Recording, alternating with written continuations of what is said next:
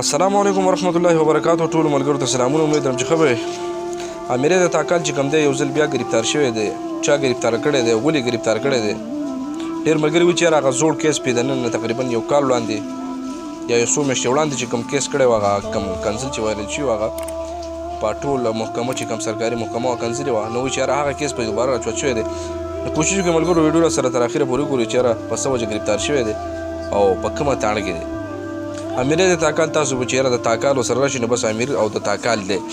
تېر کال چې کوم دی هغه ویډیو وایرل شوي وه او هغې باندې ګرفتار شوي. بیا بهرحال ډېر سوشل ورکران چې یاره دا د سره ظلم وشو ځکه چې هغه سره زیاتی شوی، د هغې نه پس د هغه ژوند ښه برابر روان خپل ژوند به یې تېروو. او دا پټو چې اوس تاسو کوم وینئ پولیسو چې کوم دی نیولی دی، نو ډېر ملګري وایي چې یاره داسې ساعت کړی و یا څه وغیره څه په جیل کې به کوم حواله ته پټو چې هغه هم لاندې راغلی خو چېرته دې کسانو به سره راسي د دغه دپاره پټو ایستو چې یاره دا امیرې د تاکال دی.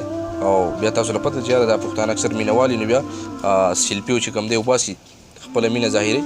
ډېر ملګري وایي چې دا دغه دی. خو ډېر ملګري په پوسټ باندې دا لیکي چې یاره امیرې د تاکال سره دا بل پټو تاسو چې کوم وینئ دا تماچه چې کوم دا سرکل راته دی د ریډ کلر چې یاره دا تماچه ورسره نیولې د اسلحه او د اسلحې په وجه باندې چې کوم دی نیولی دی او د پیشتخرې په تاڼه کې دی. او مخکې کاروایي چې کوم دی روانه ده چې یاره ته په تماچه څه کول او د شپې څه ټیم ورکړی دی په دې پوسټ کې چې یاره د شپې داسې ناوخته ټیم دی او دی په دغه ټیم باندې راوتی دی او د ده سره تماچه ده او پته نشي په تماچه باندې دا لامه که شوکه کوله ډاکه کوله. دا مختلف قسمه پوسټونه چلیږي سوشل میډیا ډکه ده د دې خبرې چې یاره امیرې تاکال دوباره چې کوم دی ګرفتار شو. نو بهرحال ډېر ملګرو دا پوسټ را سینډ کړه. دا تر اوسه داسې داسې نوي اپډیټس نه دي راغلي نه څه په نیوز باندې وغیره په داسې کوم چې سچه خبره کوي صحیح خبره کوي. نو لا فی الحال خو دا خبره ده چې زړه خبره کومه وه د هغه خو ختمه شوې ده چې یاره کوم په روز کال ده کوم خبره شوې وه نو هغې کې دوباره پسې کیس راچوت شوی نه داسې قسمه هېڅ هم نه دي شوي. هغه خبره چا خبره تېرې چپې هېرې هغه د مخې سره لاړه. دا اوس نوي چې کوم دی د تماچه چې کوم دی ورسره ده.